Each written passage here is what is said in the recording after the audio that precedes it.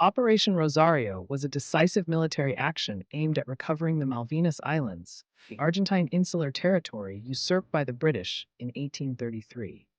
Orders were clear. The mission had the explicit objective of being rapid, bloodless, and not provoking military or civilian casualties, or presenting hostile attitudes towards island residents.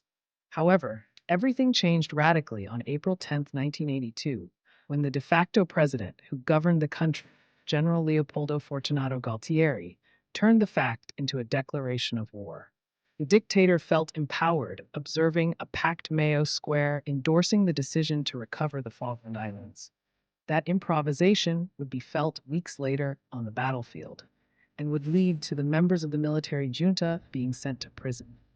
A fact that, 42 years after that action, is well worth remembering. General Mario Benjamin Menendez was the governor of the Falkland Islands during the 74 days that the South Atlantic War lasted. He himself recognized that Argentine fighters did not have weapons, food, and the military junta that ruled the country in 1982 improvised on the spot. On June 15, 1982, General Galtieri himself announced the surrender of Argentine troops by national chain. They were the first 5 seconds of a 13-minute speech.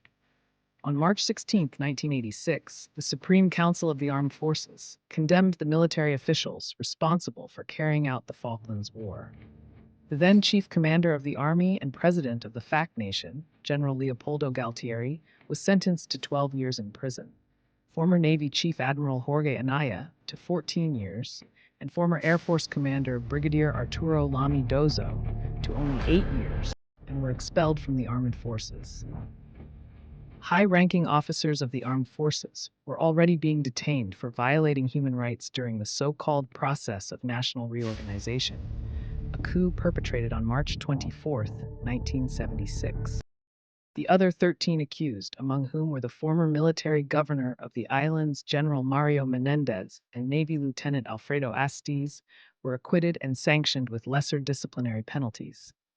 Military justice was followed by civil. The Federal Court of Buenos Aires sentenced Generals Galtieri, Anaya, and Lamy Dozo to 12 years in prison each. Over the course of more than 400 pages, the testimonies and justifications of the implicated individuals made it clear that Argentina had gone to war in a hurry, without planning or anticipation of the response a powerful enemy would give. The judges maintained that the higher-ranking officers chose to maintain a negligent attitude that put the men and women sent to war in critical situations, and highlighted the acts of heroism performed by dignified soldiers who did not hesitate before the final decision. The judicial case described that the negligence of the higher-ranking officers forced the personnel sent to war to suffer unnecessary suffering. The generalized malnutrition of the men all but prevented them from standing, declared Medical Captain Gabriel Salvador Mathuran. But if the soldiers were injured, at some bases there was neither oxygen nor sedatives, and they had to amputate a pen with a hacksaw without oxygen or anesthesia. The victim could not survive the shock and died.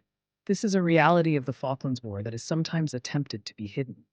Perhaps the one who best stated it in the trial was Brigadier General Americo Daher. We did not go to any war. We went to fulfill an almost entirely peacetime mission.